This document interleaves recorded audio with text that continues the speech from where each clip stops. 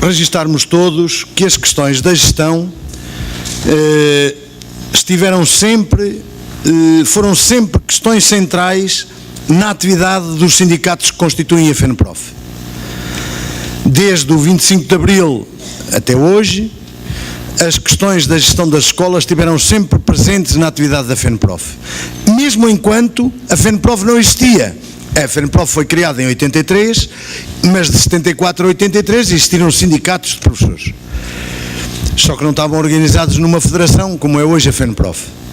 O próprio primeiro congresso da FENPROF, em 27, 28, 29 e 30 de abril de 83, coloca esta questão da gestão como uma questão central. Mas importa até, sem perdermos muito tempo com isto, dizer que os grupos de estudo do pessoal docente antes do 25 de abril, e que são o embrião dos sindicatos de professores, tinham duas ou três questões ali nos idos de 73, 74, presentes como questões centrais para a vida dos professores. A questão do estatuto da carreira docente, a questão do direito à organização dos professores numa associação profissional, não lhe chamavam sindicatos porque senão ia tudo de gaveta logo na hora a seguir, e a questão da gestão da democratização do funcionamento democrático das escolas e dos liceus. Portanto, isto não é uma matéria que a gente inventou agora, faz parte da história deste movimento sindical. Eu recordo até, nos anos 80 e 90, a FENPROF, já assim constituída como Federação de Professores, organizando campanhas no segundo e terceiro ciclo e no ensino secundário, para que os professores participassem na eleição dos órgãos de gestão e apresentassem listas, candidaturas. Portanto, houve sempre aqui um grande empenhamento dos professores, dos sindicatos de professores e da FENPROF nesta matéria da gestão. Eu creio que também valia a pena ter presente uma outra coisa, que é para não andarmos aqui, nenhum de nós andar aqui enganado, ou nenhum de nós ser enganado. É que as questões da gestão das escolas estão sempre associadas, dito de outra maneira, são questões ideológicas de grande profundeza, porque estiveram sempre associadas a uma concepção de escola e a uma concepção de sociedade.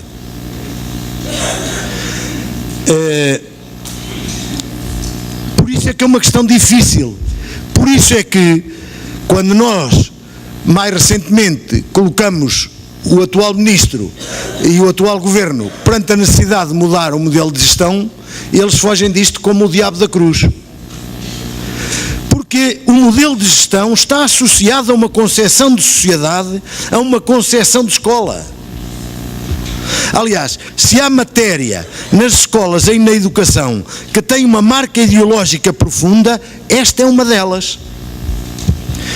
Porque diabo é que no tempo de Durão Barroso, como Primeiro-Ministro, chegou a falar na nomeação de gestores profissionais para as escolas, que não precisavam de ser professores na sua concepção? O Governo dizia que não tinham que ser, tinham é que ser gestores, exatamente porque a concepção de escola que aquele Governo tinha e que aquela maioria parlamentar tinha, era uma concepção de escola em que de um lado entram matérias-primas e do outro lado saem produtos. De um lado entram matérias-primas e do outro lado saem produtos, repito, para as caixas do continente ou para coisas semelhantes. E, portanto, uma concepção de escola deste tipo, é claro que jamais poderia conviver com uma organização de gestão democrática das escolas, e precisava de um gestor profissional, que até podia não ser professor, dizia a rapaziada do Governo do tempo de Durão Barroso. Porque diabo é que no tempo da Lourdes Rodrigues nós tivemos e não avançamos, recuámos para este modelo do tal de diretor? Exatamente Porque a Lourdes Rodrigues precisava de uma estrutura hierárquica nas escolas, hierarquizada nas escolas, em que toda a gente cumpria hierarquicamente, do topo até à base, aquilo que estava determinado. E ela precisava disto porquê? Porque o que estava determinado e o que ela queria determinar precisava dessa hierarquia. Não era fácil impor aquele modelo de gestão com aquela coisa dos objetivos individuais, aquela coisa da divisão da carreira em duas categorias. Isso não era fácil de impor com um modelo de gestão democrática, com um órgão colegial e eleito. Aquela solução de carreira e de profissionais da educação precisava de uma estrutura hierárquica de tipo militar, em que alguém de cima manda e por aí abaixo na cadeia todos cumprem fielmente o que está decidido. E assim chegamos a esta solução de hoje. E não tenho mais tempo para falar desta inter-relação entre o modelo de gestão e o modelo de escola ou o modelo de sociedade que lhe está subjacente.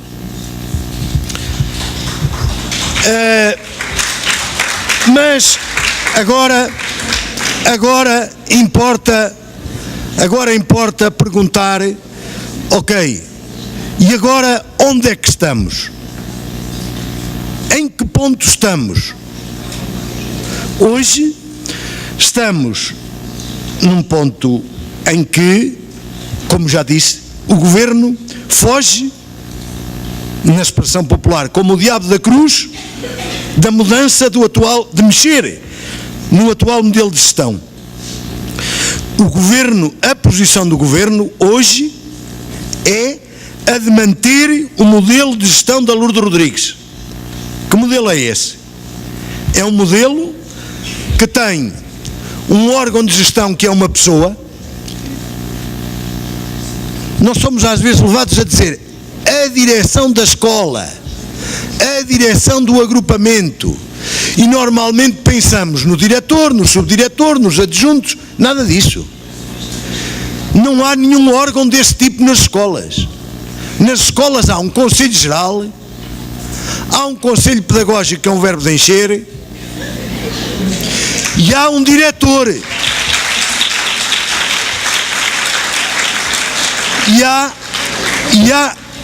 E há como órgão de gestão um diretor. É um órgão unipessoal, é uma pessoa, é o órgão.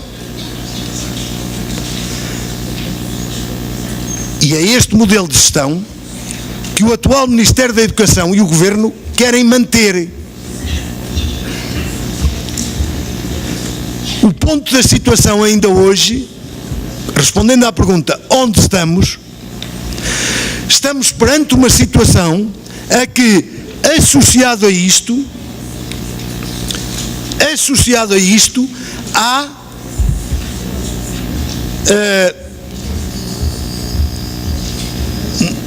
na Assembleia da República uma proposta de lei do Governo para municipalizar a educação, para transferir as matérias da educação para as autarquias. Ó colegas, eu creio que há muitos entre nós provavelmente ainda imaginam que isto são as declarações políticas do António Costa. Na noite das eleições e nos dias que se lhe seguiram. Provavelmente alguns de nós ainda pensam que isto são aquelas vontades do Presidente da Câmara de Lisboa e do Porto. Estranha convergência, mas ela existe. É uma convergência estranha, de facto, mas ela existe. Não são as declarações políticas do António Costa, não são as declarações do Presidente da Câmara de Lisboa e do Presidente da Câmara do Porto, repito, em estranha convergência. Não é isso. É, o Governo tem na Assembleia da República uma proposta de lei para transferir para as autarquias competências na área da educação. E essa proposta de lei refere a dada altura. A proposta de lei não é só sobre a educação. Educação, saúde, apoio social, segurança, Portanto, polícias, cultura, património, ambiente, uma série de coisas. E a dada altura a proposta de lei diz que depois serão publicados tanto os decretos-leis quantas as matérias, quantas as áreas, aliás. Portanto, haveria de haver um decreto-lei para a educação, outro para a saúde, outro para não sei o quê e tal. Pois, já avançaram tanto que até já tem o projeto do decreto-lei. Portanto, com as convergências que por aí se vê,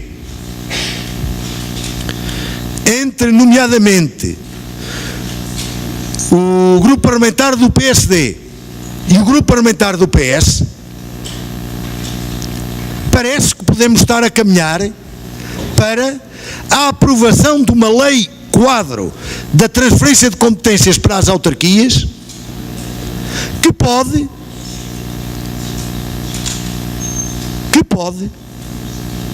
sair da lógica da maioria política que suporta o governo. O governo, como se sabe, o atual governo, tem tido na Assembleia da República, quando apresenta um orçamento, o voto favorável do Partido Socialista, do PCP, do Bloco de Esquerda e dos Verdes. Pois tudo parece encaminhar-se para a aprovação de uma lei quadro da transferência de competências para as autarquias, que fuja a esta lógica, a esta maioria, e que possa suportar-se naquilo que comumente se designa do Bloco Central ou do centrão dos interesses.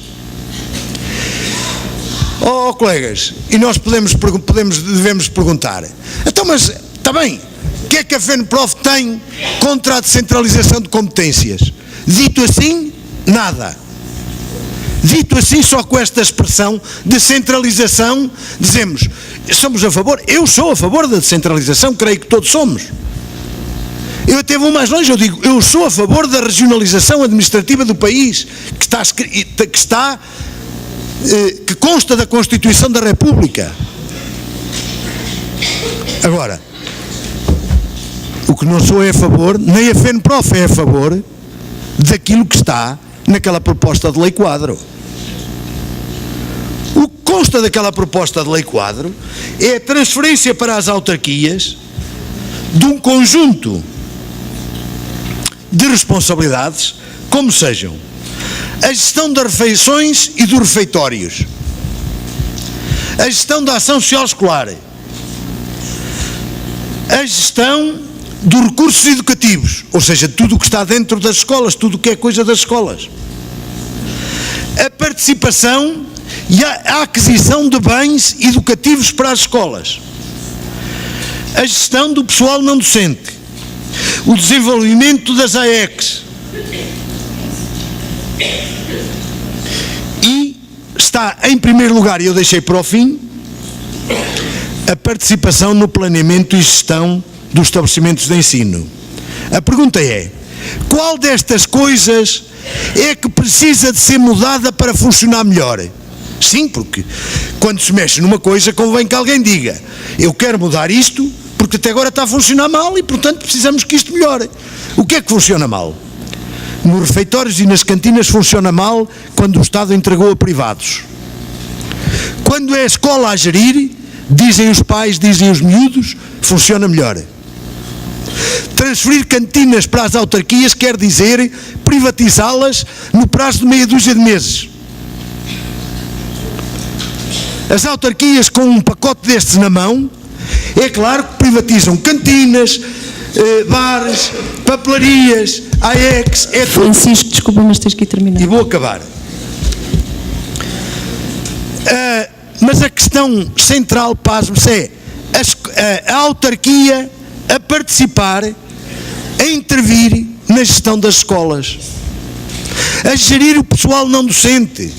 Mas o que é que faz falta às escolas? É saber quem gera o pessoal não docente ou é mesmo a falta desse pessoal não docente? Eu creio que é mesmo a falta de pessoal não docente e não saber quem gera. Colegas, portanto, nós temos aqui uma batalha importante para travar nos próximos tempos. dir-se-á, está bem, ó Chico, mas ainda não estão lá os professores. Eu sei, mas eu gosto da sabedoria popular e dos ditados populares. E na minha terra há um ditado popular que diz: cesteiro que faz um cesto, faz um cento, se lhe dermos vime e tempo. E o que a vida nos demonstra é que hoje, com medo da reação dos professores, aí está um processo de tentativa de transferência de competências para as autarquias, em áreas que não se percebe porquê, não há ninguém que consiga explicar por que raio está ali aquilo, então isto funciona bem, porque é que está ali? A ação social escolar. O que é que as escolas não sabem fazer nisso? O que é que fazem mal? Ninguém percebe. Percebe-se com as afirmações do Presidente da Câmara do Porto, que diz: se nos querem atribuir responsabilidades de gestão de algumas matérias, também queremos mandar. E ainda antes destas eleições autárquicas dizia: não queremos cá saber dessa transferência de competências de hotelaria, a expressão é dele, de hotelaria, não queremos cá isso. Nós queremos contratar os professores, colocar os trabalhadores não docentes, ou seja, assumir completamente e plenamente a gestão das escolas. Porque isto nem se percebe de outra maneira. Sem alguém intervir na gestão e na colocação de professores, o que é que manda? Mas mexeruquice nos currículos e tal. Não, pois é isso que o Presidente da Câmara do Porto disse que não quer. Estamos, portanto, perante uma pressão enorme que tem a proposta do Governo de um lado e depois um conjunto de gente ávida de mandar nos conselhos a pressionar para levar isto mais longe. E é assim, colegas, ou nos opomos a isto agora, ou se isto passa agora,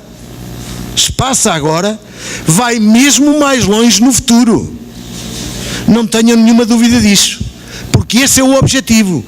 O objetivo é empurrar para baixo, para as autarquias, o protesto, a contestação. Ouçam lá, como exemplo, acho que foi aqui em Coimbra até, foi, no Conservatório, o Presidente da Câmara Municipal de Loures, o Dr. Bernardino Soares, dizia o seguinte: quando cheguei à Câmara,